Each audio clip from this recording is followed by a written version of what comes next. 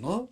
Madem ki ruhundan bana üfledi insana, o zaman ilahi ruh benim içinde bir ilah gibi operasyon yapacak ve diyecek ki insan olan kendine bunu yapmaz ve kendini enkaza çevirmez.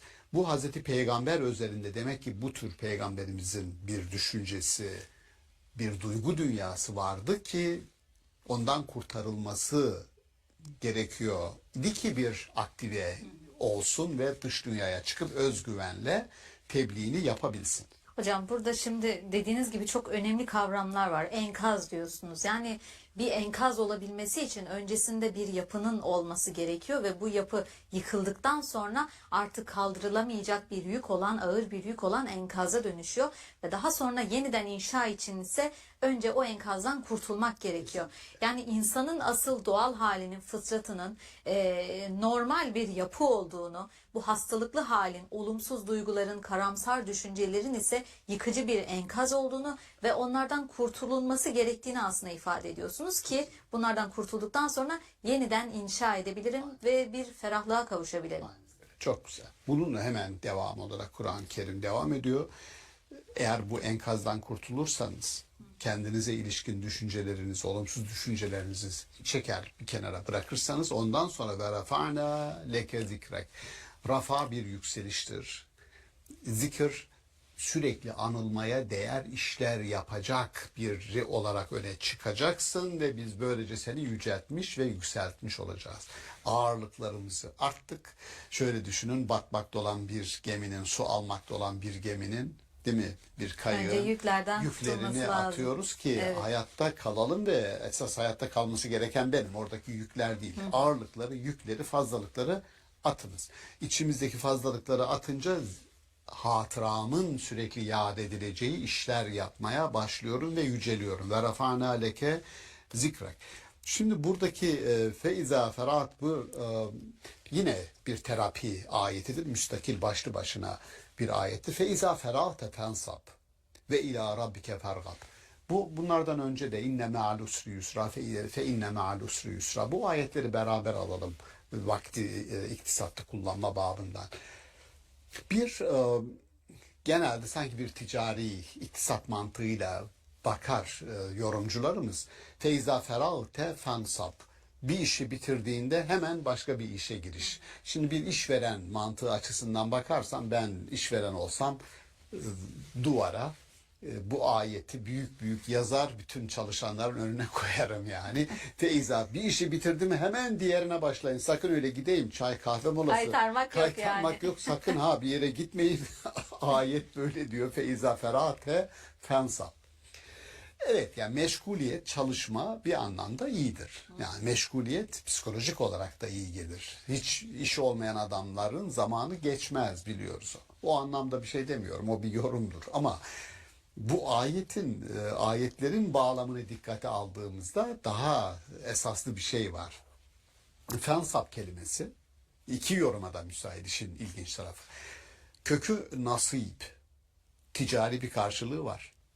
Yani mesela kadınların kendi kazançlarından nasipleri, erkeklerin kendi kazançlarından nasipleri vardır diye ayette geçiyor. Nasip, ticari bir kelime, nasipleri var, payları var. Nasabe kelimesi aynı zamanda dimdik ayakta kalmak demek. Dimdik ayakta kalmak. Bu şu demek, feiza ferate, ferah boşluk demek. Feiza ferate olur ya, bir boşluğa düşersen, o boşluk nedir? Bir insanın boşluğu nasıl bir boşluğa düşer? Kendi içindeki bir boşluk aslında, bir karamsar dünya. Karamsarlık, aynen öyle. Umutsuzluk, karamsarlık, yön kaybı, amaçsızlık, anlamsızlık, yabancılaşma, alienasyon, bütün bu kelimeler psikolojinin insanla ilgili kullandığı negatif kelimelerin tamamı boşluğa düşme kelimeleridir. Şimdi boşluğa düştüğün zaman hemen bir yolunu bul, ayağa kalkmasını bil, fensab, dimdik durmasını bil. Bu nedir? Mesela yalnızlık bu anlamda boşluktur.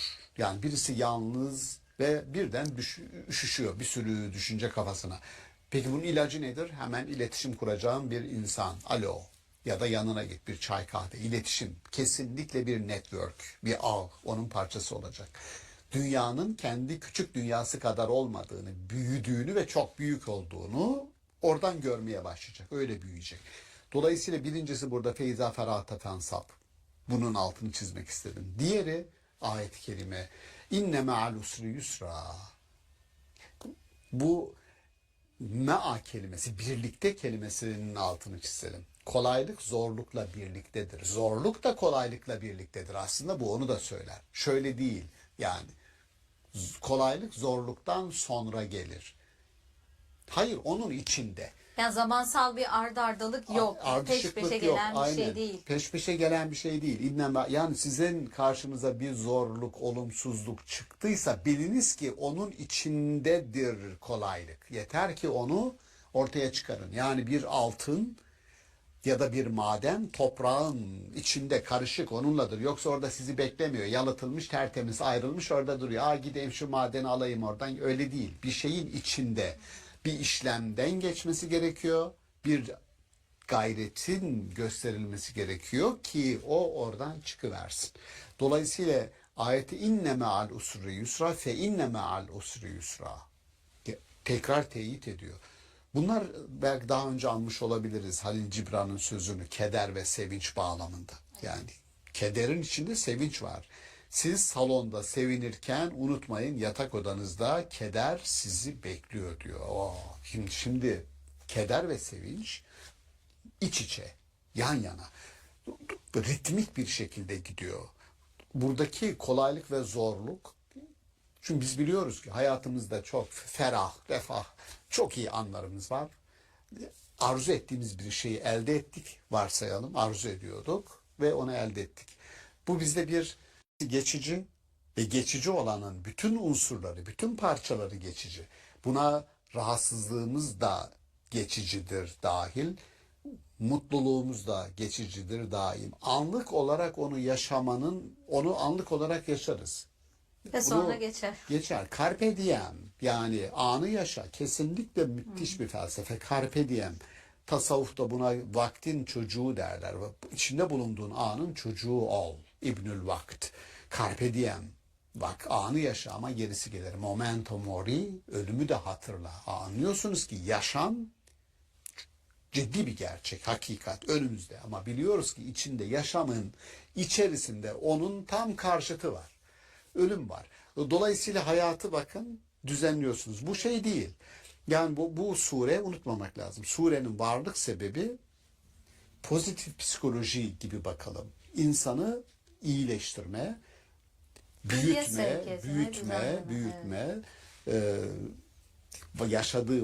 yaşadığı sıkıntılar, zorluklar, bunların karşıtlarının hemen içerisinde onun açığa çıkaracağı bir küçücük gayretle orada onu beklediğini ona söyleyerek umut aşılama suresidir. Çabaya da yönlendirmiş oluyor. Evet, bir yönlendirme de var. Peki hocam, bu kadar geçici olan şeyin içinde, yani mutluluk da kalıcı değil, hüzün de, keder de kalıcı değil. Bu inişlerin çıkışların olduğu ritmik bir hayatın içinde kalıcı olan ne var? Kalıcı olan nedir? Çok güzel bir soru. Kalıcı olanla ilgili.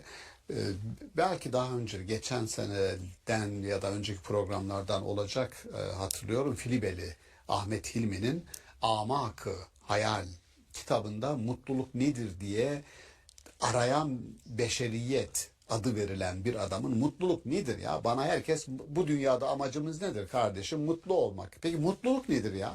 Diye soruyor, bir meclise giriyordu. O mecliste peygamberler meclisi var. Adem babadan bu tarafa gelen bütün peygamberler orada. Büyük adamlar var peygamber olmayan. Her birine soruyor. Mutluluk nedir? Mutluluk nedir? Herkes bir cevap veriyor. Bu verdiğiniz cevaplar diyor beni tatmin etmedi diyor. En sonunda meclisin reisi, meclisi yöneten kişi ki Hazreti Peygamber, o ayağa kalkıyor. Ben sana mutluluğun ne olduğunu söyleyeyim mi diyor. Mutluluk, bir, hayatın sana getirdiklerine rıza göstermendir. İki, elde ettiklerini başkalarıyla paylaşmandır. Üçüncüsü, hayatın ıslahına yönelmendir. O zaman kalıcı olan nedir? Kalıcı olan bir, rızadır. Her şey kontrolünde değil. Bak, biliyorum. Her şey kontrolümde değil. Trafikte bile ben o kadar dikkatli oluyorum diyor araba kullanan. Geldi vurdu bana diyor. Adı bu, trafik. Dolayısıyla yapacak bir şey yok. Bilmemiz gereken, hayatta biz tek faktör maalesef değiliz. Dolayısıyla çok isyankar olup öyle patlamalara gerek yok. Söylediği bu. İkincisi, elinde var olanı paylaşmak.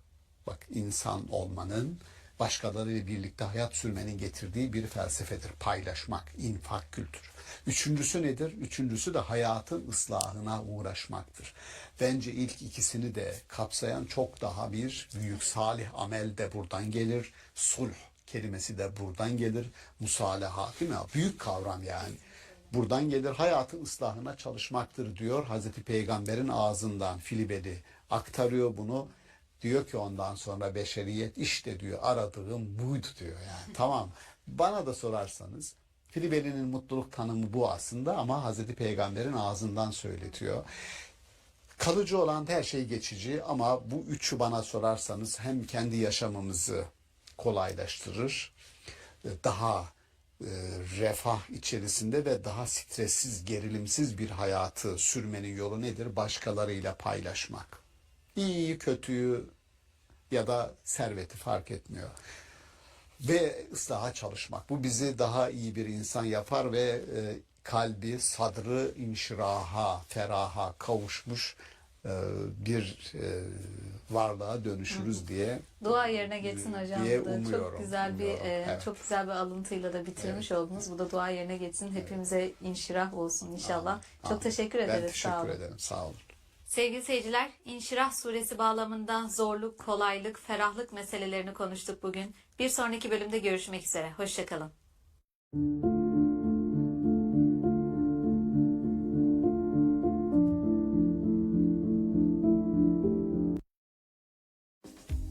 Report My Loss helps you quickly and easily report a lost item. It's connected to UK police systems to ensure a maximum chance of getting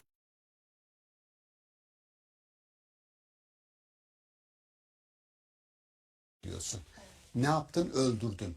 Bir yerde atama yapılacak, üst bir makam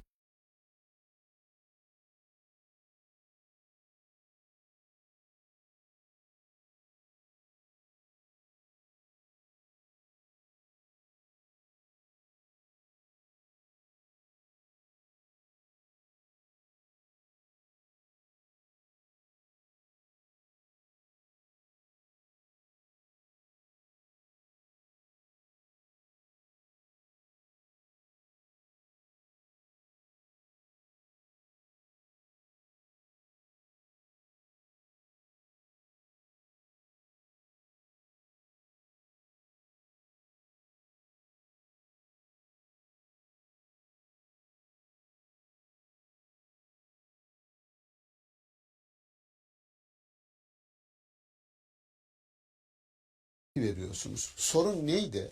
Kur'an-ı Kerim'de aile içinde çözülebilecek tartışma meselelerinin,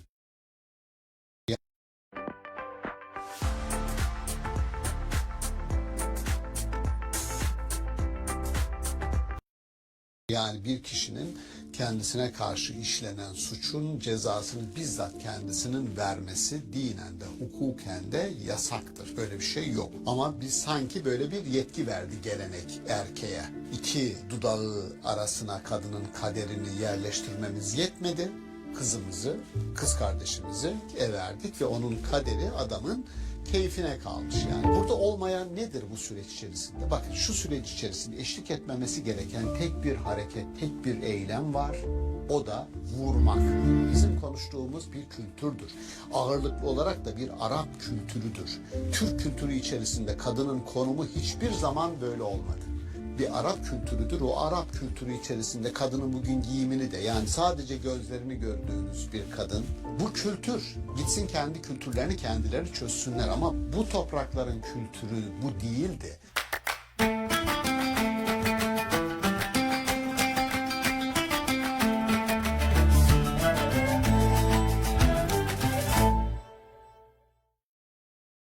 İstanbul Okulu'ndan herkese merhaba. Sevgili seyirciler, bugün Nisa suresi 34. ayet bağlamında kadın ve yetkilendirilmiş şiddet hakkında konuşacağız. Konuğumuz Profesör Doktor Şaban Ali Düzgün.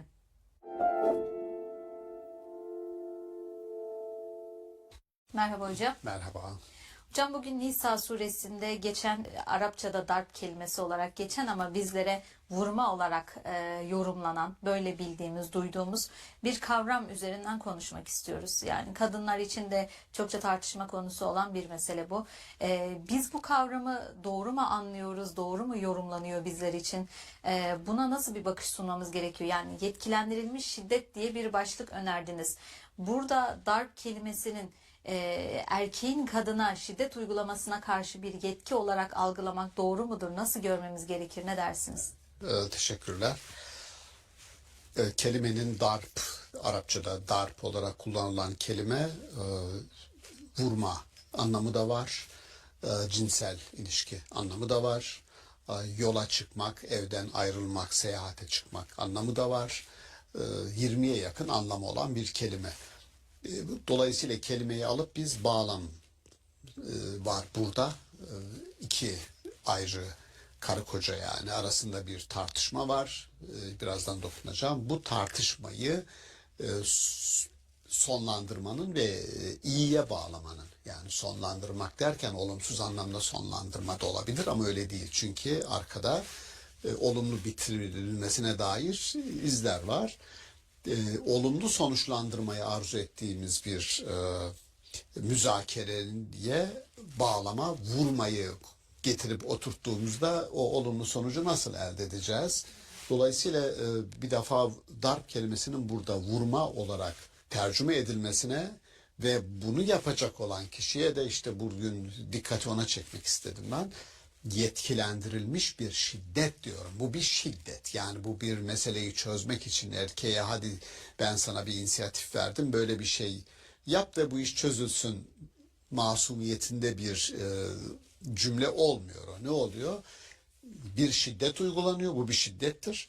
Ve şiddeti uygulayacak olan erkek tarafına da siz Allah'ın adını kullanarak bir yetki transferi yapıyorsunuz. Yetkilendirmiş oluyorsunuz. Dolayısıyla buna ben yetkilendirilmiş şiddet adını vererek işin ciddiyetini ve ortada şiddeti, buna ihkak, hak deniyor. Yani bir kişinin kendisine karşı işlenen suçun cezasını bizzat kendisinin vermesi dinen de hukuken de yasaktır. Böyle bir şey yok. Ama biz sanki böyle bir yetki verdi gelenek erkeğe. İki dudağı arasına kadının kaderini yerleştirmemiz yetmedi. Çünkü işte boşsun, boşsun, boşsun dediği zaman kadın boşanmış oluyor gibi bir kültürün, geleneğin bize devrettiği miras nedir? Kızımızı, kız kardeşimizi verdik, verdik ve onun kaderi adamın keyfine kalmış yani. Çok sinirlendiği zaman bu üst üste bunu söylediği zaman bir boşama mı olur acaba yoksa 3 boşama mı olur gibi onun bürokratik tarafına takıldık.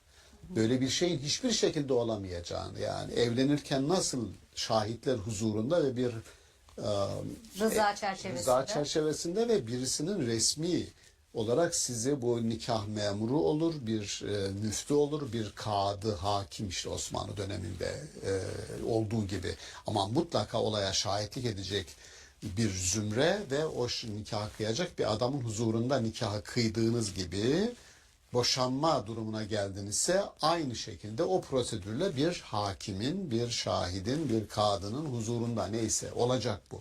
Dolayısıyla oturduğu yerde bir adamın eşiyle ilgili bu boşama cümlelerini ağzından sarf etmesi onu boşamaz ve bizim fıkhın da bu bir boşama mı sayılır yoksa 3 boşama mı gibi bir bürokratik bir ayrıntıya takılması da absürt.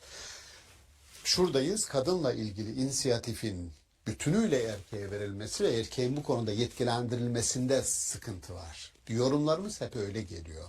Bir defa onu çözmek lazım.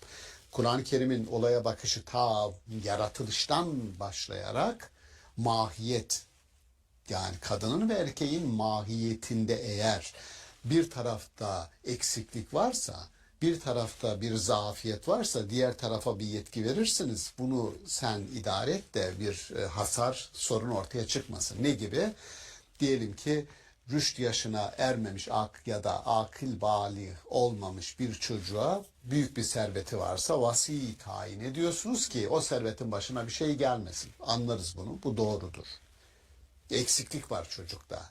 Henüz tecrübesi yok. Ne olup bittiğini bilmiyor. Malını idare edemez. Vasi tayin ediyorsun.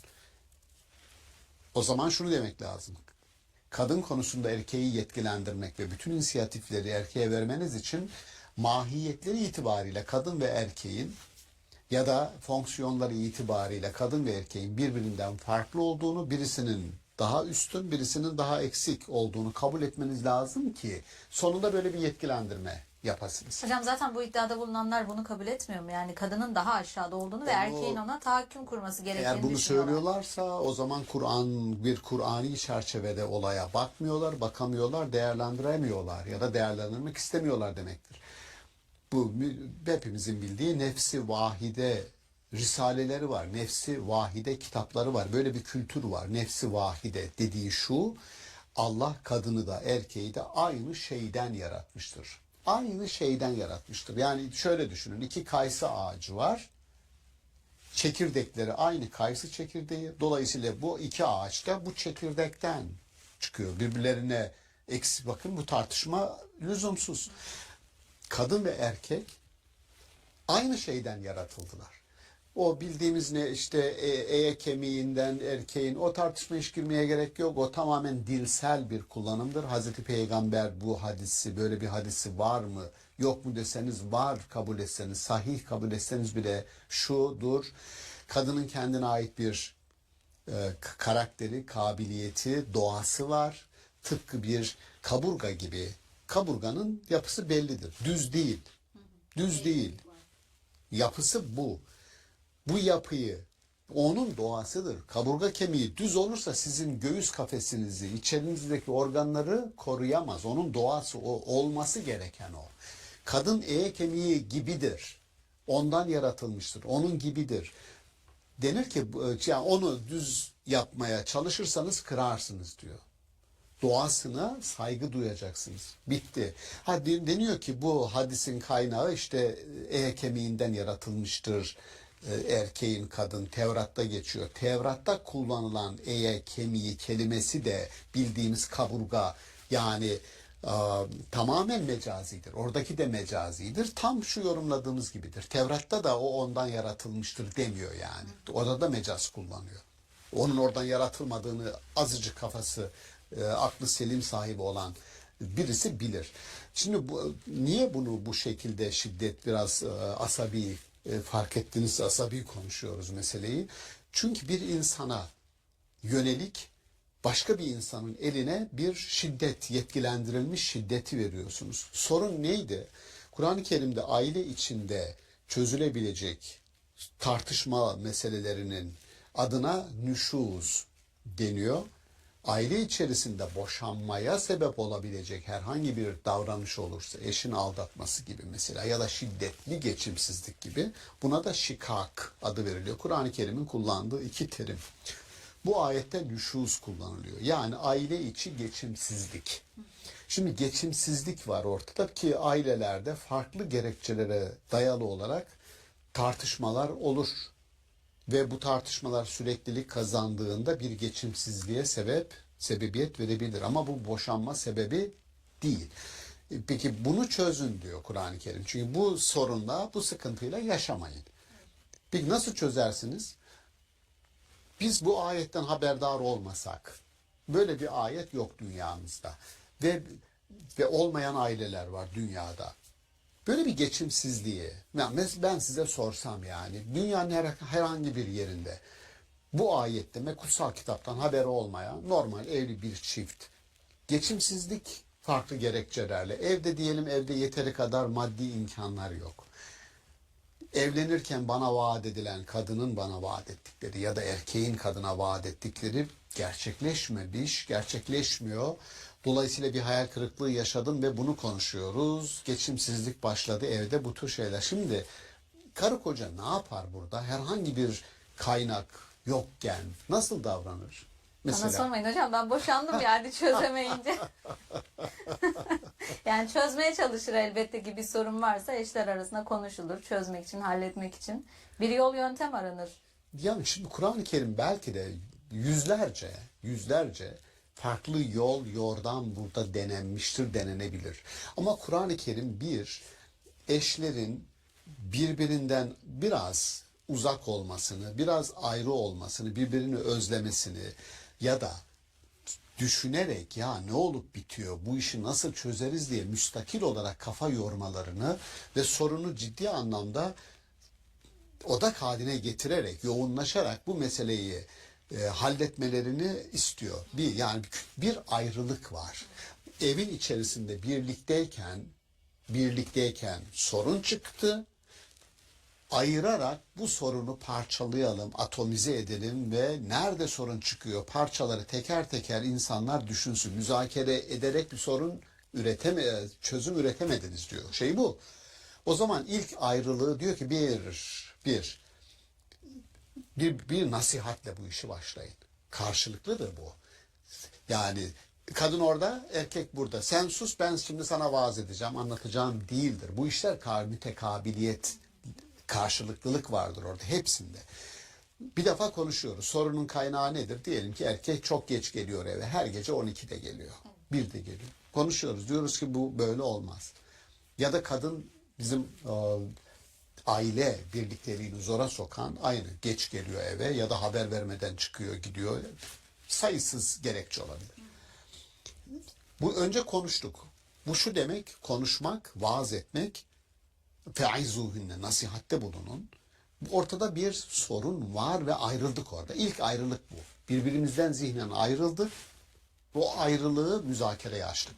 Yani talep ve şikayetleri, aslında buradaki karşılıklı olarak talep ve şikayetleri bir masaya yatırmak. Masaya yatırıp konuşuyoruz ama konuşmada bir sonuç elde edemedik. İkinci aşamaya geçin diyor. Yatak odalarını ayırıyorsunuz. Aynı evin içerisindedir. Önce zihinde ayrıldık. Sonra fiziki olarak yatak odalarını ayırdık ve tek başımıza düşünüyoruz, tartışıyoruz. Belki birbirlerini özlüyorlar, bilmiyorum. Yani farklı diyorum ya, süreç işliyor. Yine çözüm üretilemedi. Kur'an-ı Kerim'in bu sefer ayrılığı daha da büyütüyor. Evlerden ayrılın. Kimin imkanı varsa, erkek ya da kadın, evden ayrılın. Böylece daha sağlam, sağlıklı, tek başınıza düşünme imkanını bulun. Bu evliliği kurtarmak istiyorum ya da değil. Ya da değil. İstiyorsanız başka ayetlerden hemen biz yardım alıyoruz. Evlilik sürecinde bize yardım eden, eşlik eden, hakemlik yapan, şahitlik eden insanlara durumu bildiriyoruz. Diyoruz ki biz bu evliliği kurtarmak istiyoruz. Başka ayetler var. Bize destek çıkın. Bakın, onların desteğini de aldık ve sonuçta baktık her şey iyi gidiyor. Gitmiyorsa o zaman boşanmaya gidersiniz. Ama süreci kurtarmak için bizden başlayan sonra şahitlere kadar giden bir süreç işletiliyor. Yeter ki bu kurtarılsın. Burada olmayan nedir bu süreç içerisinde? Bakın, şu süreç içerisinde eşlik etmemesi gereken tek bir hareket, tek bir eylem var. O da vurmak. O da vurmak. Nasıl oldu, buraya nasıl geldi bu şiddet? Ben onu anlamakta gerçekten zorluk çekiyorum. Örnekliğini bana, yani şunu birisi dese ki 23 yıllık yaşam pratiğinde, sünnette Hazreti Peygamber'in eşleri arasında böyle bir olay vuku buldu hocam diye bir küçük kayıt bulsa, çünkü kendisinin de eşleriyle tartışması var. Evden ayrılan Hazreti Ayşe örneği var, zina iftirası atıldığı zaman. Tahrim suresinde anlatılan Hafsa validemizle Hazreti Ayşe validemiz arasında o ikisiyle ilgili ayetler var. Hazreti Peygamber kendisi küsüyor ve evden ayrılıyor. Ayrılmalar var. Ayşe'nin ayrılması, Peygamber'in evden ayrılması örneklikleri var. Söylediğim evden ayrılmanın örneklikleri var.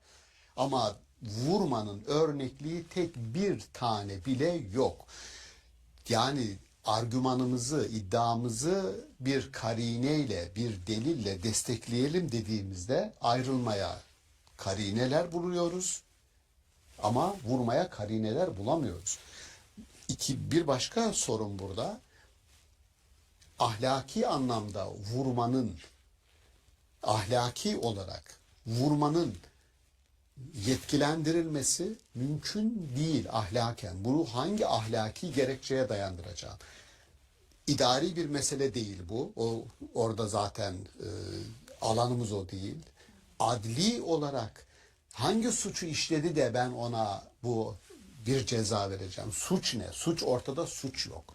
Suç olsa dahi şunu söylüyoruz, bir ihkak-ı hak dediğimiz bir suçun cezasını kişinin vermesi ne dinde var ne devlette var. Yani hiçbir ceza hukukunda da kişinin kendi bir suçun cezasını kendisinin verebileceğine dair bir kayıt ve referans yok. O da suça giriyor. Yani evinize giren hırsızı benim evimi soyuyordu, ben o zaman bunun cezasını vereyim dediğiniz zaman devlet size de suçlu muamelesi yapıyor. Evet.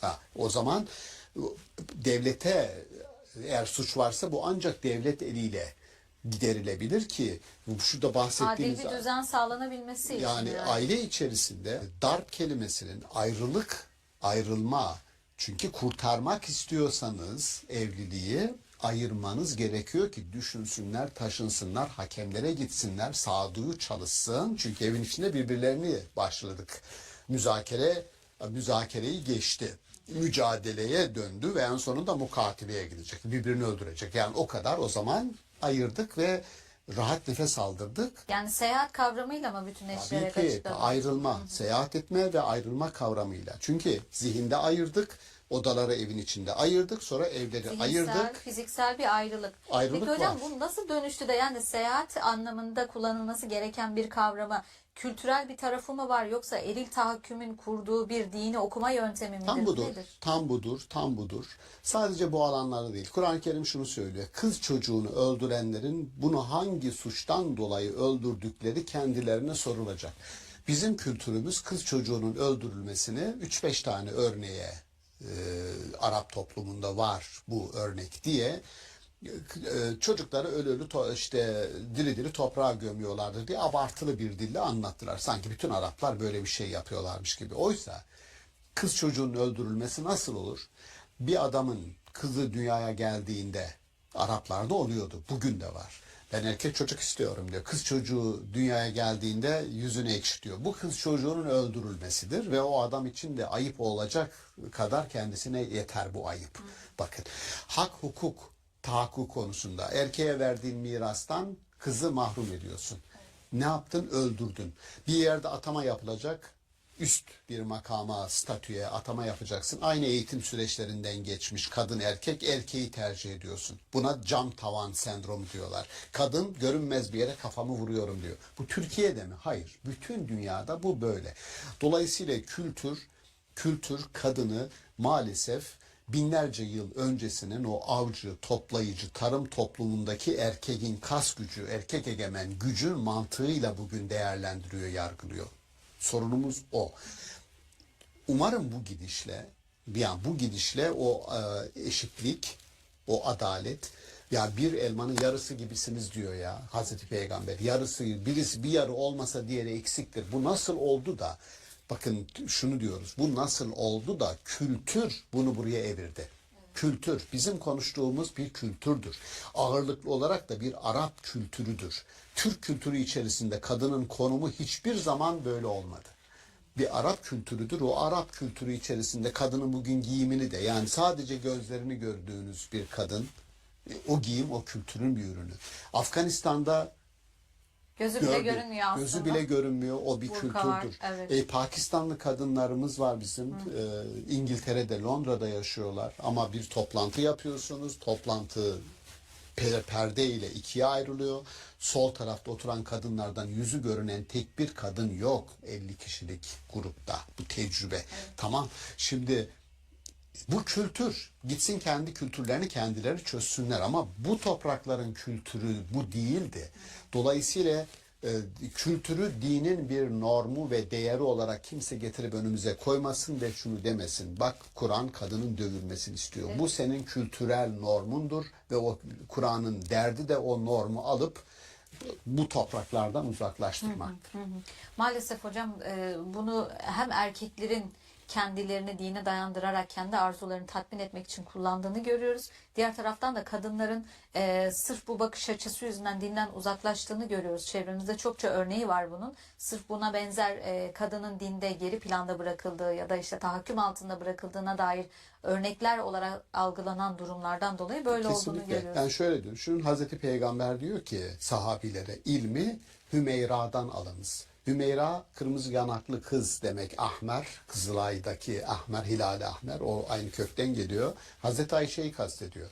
Hazreti Ayşe hocadır. 2000 küsur hadisin ravisidir. Hazreti Peygamber'in herkese açık olmayan yaşamının büyük kısmını bize aktaran hocamızdır, ravidir, annemizdir. Ya bir hocadır, tamam. Şimdi bugünkü kültür içerisinde kadın hocaların erkeklere ders vermesine itiraz eden zihinler var. Bir başkası, daha başkası Belkıs Yemen'de Süleyman Peygamberle yazışmalarını biliyoruz. Kendi ülkesini müreffeh bir ülkeye dönüştüren, adil, danışan, müşavereyle iş yapan bir kadın yöneticisi, erdemli bir yönetici olarak Belkıs Kur'an'da anlatılır.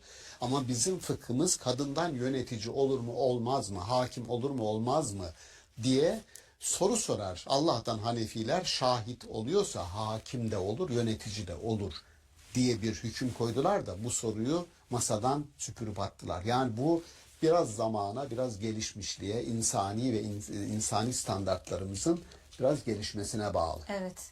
Umarım daha da gelişmesine vesile olur bu İnşallah, farkındalıklar hocam. inşallah. Yani Ramazan ayındayız. Çorbanın tuzu fazla oldu diye ev içi, aile içi şiddete döndüren, öfke kontrolünde zorlanan erkeklerin Allah'tan olduğu korksunlar. maalesef. Allah'tan korksunlar. Her biri Allah katında teker teker onurlu bireylerdir ve onun sahibi hiç kimsesi yoksa bile onun sahibi Allah'tır ve orada uygulanan bir şiddet varsa bunun hesabı görülmeden mahşer meydanından ayrılmayacağını bilerek bir adam elini eşine kaldıracaksa düşünerek kaldırsın. Hesabı görülecek. Çok teşekkür ederiz Ben hocam. teşekkür ederim. Sağ olun. Sağ olun. Sevgili seyirciler, Nisa suresi 34. ayet bağlamında yetkilendirilmiş şiddet ve kadın meselesini ele aldık bugün. Bir sonraki bölümde görüşmek üzere. Hoşça kalın.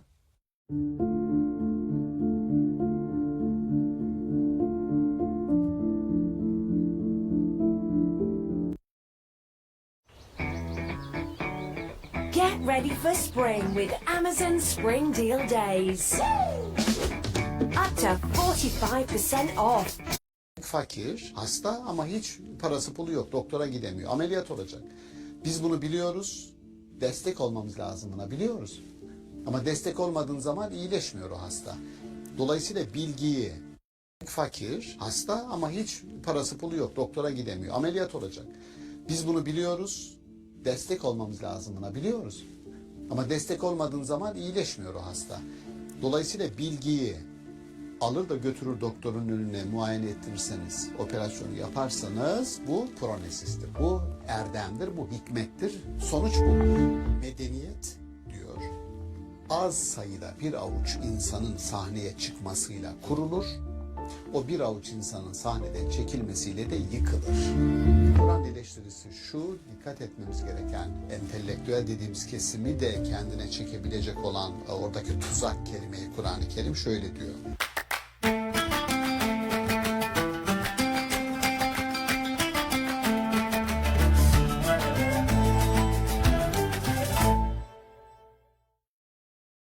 İstanbul Okulu'ndan herkese merhaba. Sevgili seyirciler, bugün Hud suresi 116. ayet bağlamında erdem ve yozlaşma hakkında konuşacağız. Konuğumuz Profesör Doktor Şaban Ali Düzgün.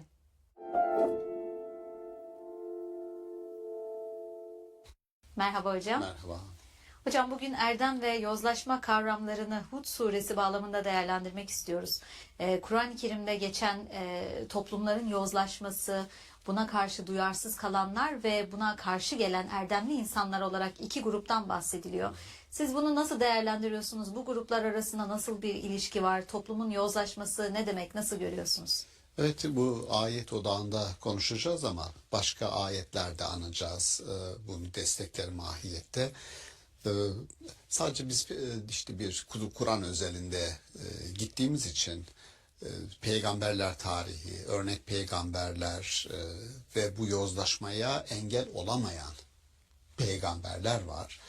Ve engel olanlar ve o bir devinimle tam tersine toplumu çeviren başarı öyküsü yazan peygamberler var. İşte onlara Kur'an-ı Kerim 5 azimli peygamber, kararlı, kesin kararlı peygamber dediği ulul azim peygamberler var. Buna gene de bu peygamberler içerisinde bu kararlılığına rağmen başarısız sayılan bir peygamber var. Bu başarısız ifadesi peygamber kelimesiyle çok yan yana gelmiyor. Takdiri bize mi kalmış denilebilir ama mesela Nuh peygamber ulul azim peygamberler içerisinde sayılıyor. İnsanlığın ikinci babası sayılıyor. Bu kadar büyük emek, uzun ömür, her şeyi bir kenara koyuyorsun. Fakat inanan insan çok az çıkıyor. Bu kadar mesaiye rağmen Maturidi onu, davasını insanlığa kabul ettiremeyen peygamberler içerisinde sayıyor. Lut peygamber Hazreti İbrahim'le aynı dönemde yaşıyor. Hazreti İbrahim nihayetinde başarı hikayesinin bir parçası ama Lut peygamber öyle değil. Lut kavminin helakiyle sonuçlanıyor. Nuh helakla sonuçlanıyor. Yani şöyle düşünün, ben bir sınav yapıyorum. Sınavda 100 öğrenci sınava giriyor ve 95'i kalıyor. Bu benim ciddiyetimi ve ne kadar sıkı bir öğretmen olduğumu, hoca olduğumu göstermez. Bu benim başarısız olduğumu gösterir. Şimdi kavimleri helak edilen peygamberler, başarısız peygamberler hanesine yazılıyor. Başarısızlık ifadesi dediğim gibi bunu bir başarısızlık olarak gayret var, çaba var, her türlü argüman var. Fakat o toplumun onları sürükleyen başka hazlar var. Onları sürükleyen başka önderler var. Aslında dikkat edeceğimiz başarısızlık denince bir toplum neden doğru yolu bulma, erdemli olma ve tarihin iyi tarafında yer alma konusunda başarısız olur? Niye böyle bir nihayete yazgılanır? Burada bir önder var, sizi iyiliğe çağırıyor. Bir başka önder var, kötülüğe çağırıyor. Bu kadar açık. Onun için Kur'an-ı Kerim'de ahirette insanlar sorgulanırken kaybedenler hanesine yazılanlar, dünyayı kaybedenler, iyilikler hanesi bomboş olanlar şunu söylüyorlar. Ya Rabbi biz bu adamlara uyduk. İmam kelimesini kullanıyor. İmme. Bu adamlara, bu liderlere, bu önümüze düşenlere uyduk ve kaybettik. Sebebi bunlar. Bize vereceğiniz cezanın 2 katını bunlara verin diye Allah'a niyazda bulunuyorlar. Allah diyor ki onlara uyduğunuz için, kendi aklınızı kullanmadığınız için ikinize de 2 kat ceza diyor. Biz anlıyoruz ki insanı bu dünyada ayartan bir kendi hazları, peşine düştüğü hazlar var. Lut peygamber döneminde olduğu gibi. Yine biliyoruz ki başka önderler var onları öbür tarafa çeken. Şimdi şöyle düşünün. Hepimize bildik hikaye. Hazreti Peygamber dönemi. Mekke'yi düşünün. Medine'yi düşünün. Mekke'de Hazreti Peygamber'in insanları davet ettiği bir blok var. Karşı tarafta şirkin ve küfrün önderleri dediğimiz onlar da başka bir şeye davet ediyor ve kendi adamlarını bir arada tutma gayretindeler. 2 tür imam var orada, önder var. Şimdi onun çağırdığı, onun çağırdığı. Şimdi böyle düşünün. Başarısızlık dediğim işte bu ikisi arasında biri kazanıyor, biri kaybediyor. Maturidi'nin çok güzel bir değerlendirmesi var. Gerçekçi değerlendirme. Bütün peygamberlerin davası, çağrısı aynı omurgaya sahip, aynı zeminde yükseliyor. İnsanlık davasıdır, ahlaktır, erdemdir, hep birlikte kalkınmaktır, refahtır, mutluluktur. Peygamberler buna çağırıyor. Bütün peygamberler. Peki aynı ilkeler, aynı çağrı neden bir peygamberin halkında karşılık buluyor da diğerinde bulmuyor? Aynı şeyi söylüyoruz. Verdiği cevap şu. Bir davanın haklılığı onun tek başına, yani tek başına haklı olması onun başarısı için yeterli değil. Ne lazım? Söylediği ikinci ilke geliyor. O davaya sahip çıkacak adamlar lazım. Bu gerçekçilik. Biz daha önceki programlardan birinde, hatta geçen seneki Ramazan programlarıydı, tohum veren filiz insanları konuşmuştuk hocam. Harika. Yani orada bir sahabiler topluluğu vardı.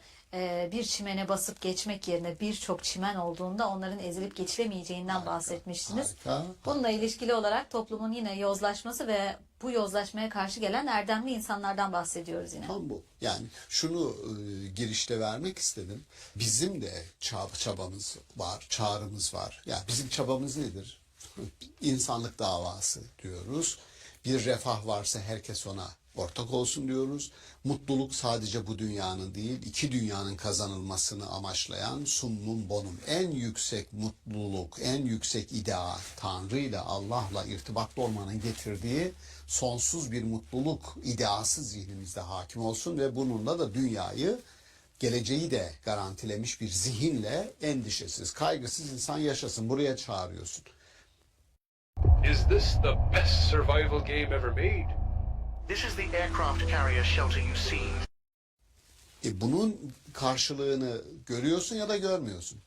Kur'an-ı Kerim şunu söylüyor. Bu davanın karşılığını gören peygamberler de oldu, göremeyenler de oldu. Dolayısıyla biz çağrımızı yineleme konusunda hepimiz için söylüyorum bunu. Bütün peygamberler gibi. Bu Nuh peygamber çağrısına kulak vermedi insanlar. Kaybedenler oldu, onlar oldu. Yapacak bir şey yok. Nuh değil. Lut peygamber çağrısını yineledi, söyledi. Kulak vermeyen halkı oldu. Kaybeden o oldu. Yapacak bir şey yok. Ama bütün bu örneklikler anlatıldıktan sonra Kur'an-ı Kerim şunu söylüyor. Çok esaslı, bana sorarsanız bir ayettir o. En'am suresinde. Hiçbir toplum, hiçbir halk bir şeyden habersizken helak edilmez, yokluğa sürüklenmez. Bu şu demek, her şey onların gözü önünde oluyor. Her şeyin farkındalar. Olup bitenin farkındalar. En'am suresindeki bu yok oluş, helak ya da yozlaşma, çözülme, çürüme, bütün bu süreçleri insanlar biliyor ama yani ya görmezden geliyorlar ya da o sürecin bir parçası oluyorlar. O daha yozlaşmanın bir parçası oluyorlar. Yani öğretmen öğrenci örneği verdiniz az önce. Yani o ders verilmeden bir sınava tabi tutulmuyorlar. Aslında bir şeylerden haberdarlar. O peygamber onlara bir haber getiriyor. Hepsini biliyorlar. Fakat bile bile bir yozlaşmaya sebebiyet verebiliyorlar. Ya dediğiniz gibi ya görmezden geldikleri, dikkate almadıkları için ya da başka türlü sebeplerle bunun üstesinden gelemiyorlar. Yani buna Kur'an-ı Kerim'in ilhat kelimesini kullanıyor. Hayatı rotasından, normal, doğal akış yatağından kaydırmak. Tipik şunun gibi yani. İşte Ali Beyköy'de diyelim eskiden bir dere yatağı vardı.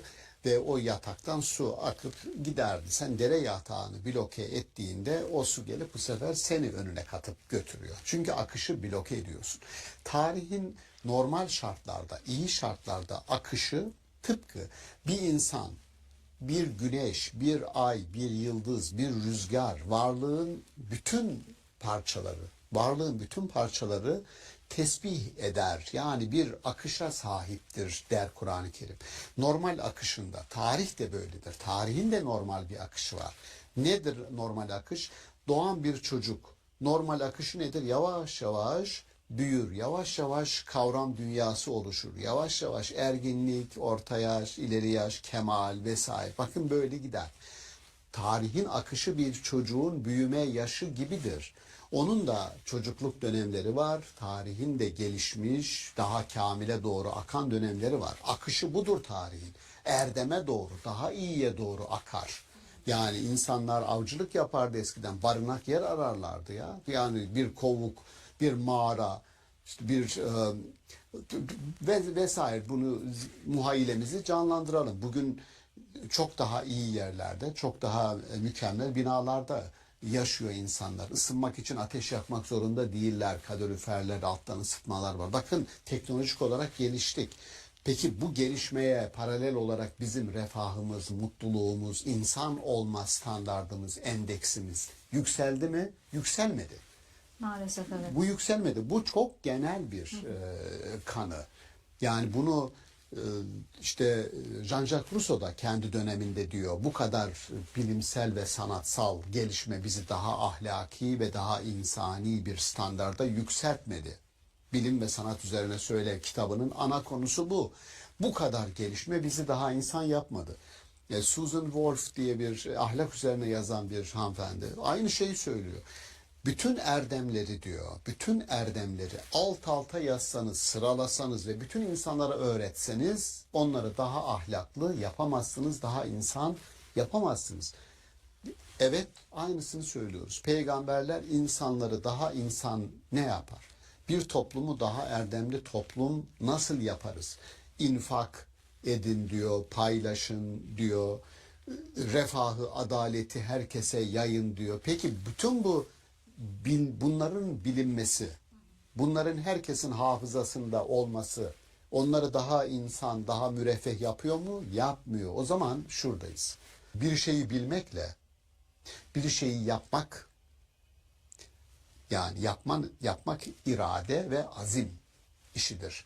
Bilmekle yapmak arasındaki o farkı bileceğiz. Bilmek o kadar güçlü bir bilme olursa, yani bilme, buna pronesis diyor Aristo, bilginin yapmayla birleşmesi yeni bir füzyon yaratır. Bu hikmettir, pronesistir. Bildiğiniz şey, yani fakir bir adama ya da hasta birisini iyileştirmek, fakir, hasta ama hiç parası pulu yok, doktora gidemiyor, ameliyat olacak. Biz bunu biliyoruz, destek olmamız lazım buna, biliyoruz. Ama destek olmadığın zaman iyileşmiyor o hasta. Dolayısıyla bilgiyi alır da götürür doktorun önüne muayene ettirirseniz, operasyonu yaparsanız bu pronesistir. Bu erdemdir, bu hikmettir. Sonuç bu. Bilgi eylem, bilgi irade arasındaki ilişki ve insanlar bilmiyor değil. İşte ayetin söylediği her şey gözünüzün önünde gerçekleşiyor. Gafil değilsiniz diyor. Yani oradaki teorik bilgiyi pratik, gündelik bir harekete çevirmemiz gerekiyor ki tam olarak karşılığını bulsun diyorsunuz. Peki buradaki yozlaşmayı hocam, az sayıda erdemli insandan bahsediyoruz burada aslında. Çünkü yozlaşma olan taraf daha çoğunlukta olan taraf. Doğru. Ve erdemli olan, buna karşı gelen taraf genelde daha az sayıda olanlar oluyor. Bu az sayıda erdemli insanın yozlaşmanın karşısındaki etkisi ne kadar büyük olabilir, ne kadar geçerli olabilir sizce? İşin zor tarafı bu ama makuliyet şurada. Arnold Toynbee, bir İngiliz tarihçinin çok özlü bir lafı var. Medeniyet diyor, az sayıda bir avuç insanın sahneye çıkmasıyla kurulur. O bir avuç insanın sahneden çekilmesiyle de yıkılır. Dolayısıyla bir İslam medeniyetinden bahsettiğimizde bugün aklınıza kim gelir? Yani Gazali falan gibi. Gazali gelir. Evet, Gazali gelir. İbn Rüşd gelir. İbn Rüşd, İbn Sina Farabi, gelir. İbn Sina, Yani İslam bunlar- medeniyeti evet, oluşturan onlar isimler. gelir. Evet. İşte ya bakın, o insanlar olmasaydı, İbn Arabi, Mevlana olmasaydı, Kuşeyri olmasaydı bir tasavvuf kültüründen bahsedemezdin. İbn Sina, Farabi, İbn Rüşd olmasaydı bir felsefi kültürden bahsedemezdin. Mevlana'yı çıkarırsan birçok şey çöker. Maturidi'yi, Eş'ari'yi çıkarırsan, yani toplasanız bunlar bir elin parmakları kadar ya. Ama bunlar bir medeniyeti bunlar kurdu. Doğuda da batıda da bu iş böyle olur. Aslında bu bize eleştirilen bir şey. Niye bu kadar az isim var diye. Ama bu Fakat işin doğasında doğası bu var. böyle. Bu Evet. işin doğasında var. Denir ki ya bu bir avuç insan, onu çektiğin zaman çöker, çatınız çöker. O zaman biz bir avuç insanı nasıl meydana getireceğiz ve o bir avuç insanın varlığını nasıl koruyacağız? Onlar hep var olsunlar ki o çatının direği denir ya, bir omurga, yani bu çadırın direği, orta direği. Bu azınlık grubu, azınlık diyoruz sanki bir negatif tanımlama var gibi, azınlık. Hayır, azınlık, daha önce çektik Kevser ve tekasür karşıtlığını. Kur'an-ı Kerim Kevser kelimesini az olan ama bütün bereketlere kaynaklık eden.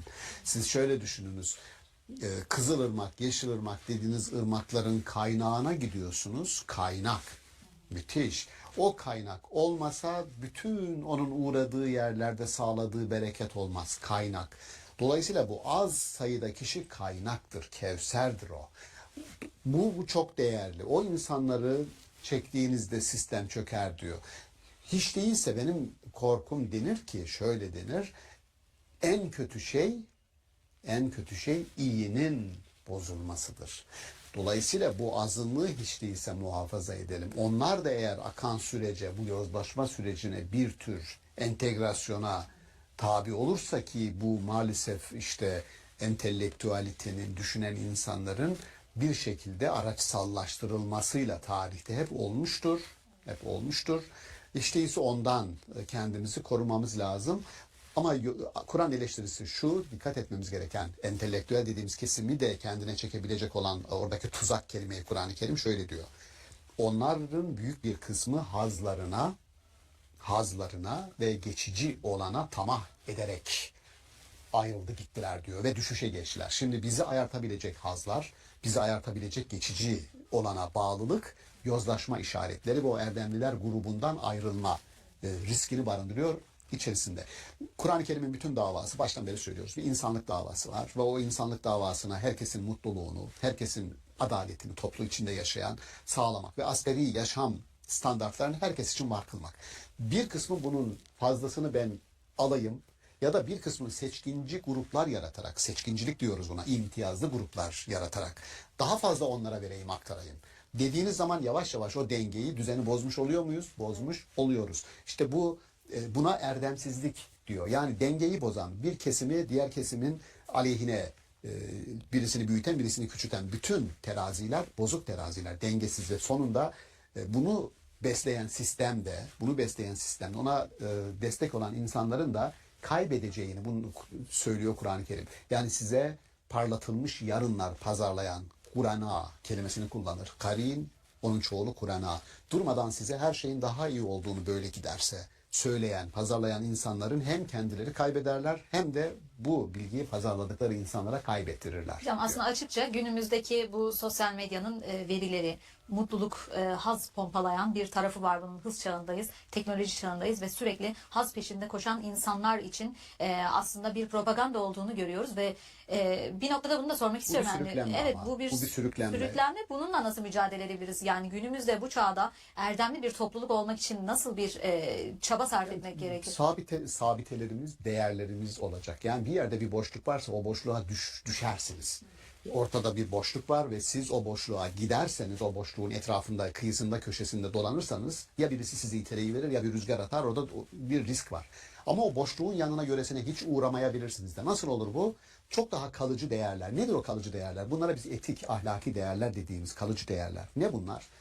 Kendim için istediğimi başkası için de isteyeceğim. Bu toplumsallıkla alakalı bir şeydir. İkincisi, gerçekten geçici olan hazlar. Yemek mesela çok güzel bir hazdır ama sınırı var.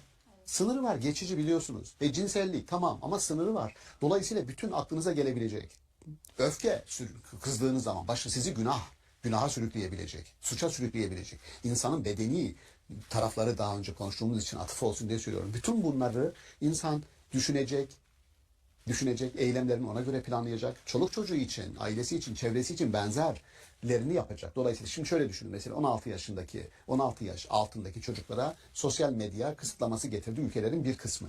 Bizim ülkemizde de şu günlerde tartışılıyor. Ne olur bilmiyorum. Ama bana sorarsanız işte yasaklama fayda getirir mi getirmez mi?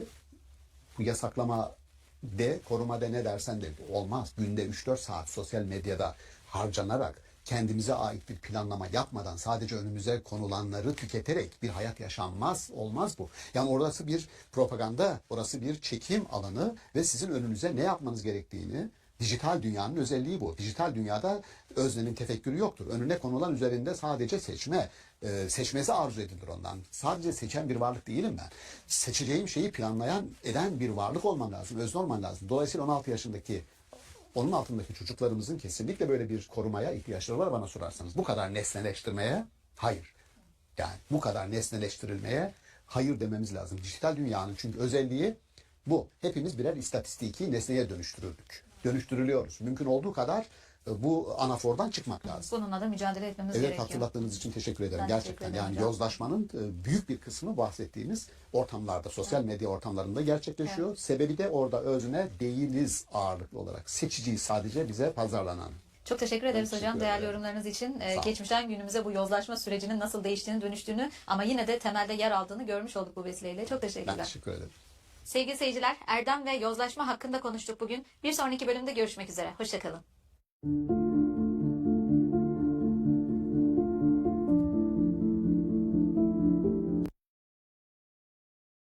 bahsediyor. Allah'ın isimleriyle ilgili ilhattan bahsediyor. Allah'ın mukaddes kıldığı, bereket kaynağı kıldığı bazı mekanlara ilişkin ilhattan bahsediyor. Dolayısıyla varlığa ilişkin, varlıkla ilgili düşüncelerimizde ve tutumlarımızda nasıl bir tutum içerisinde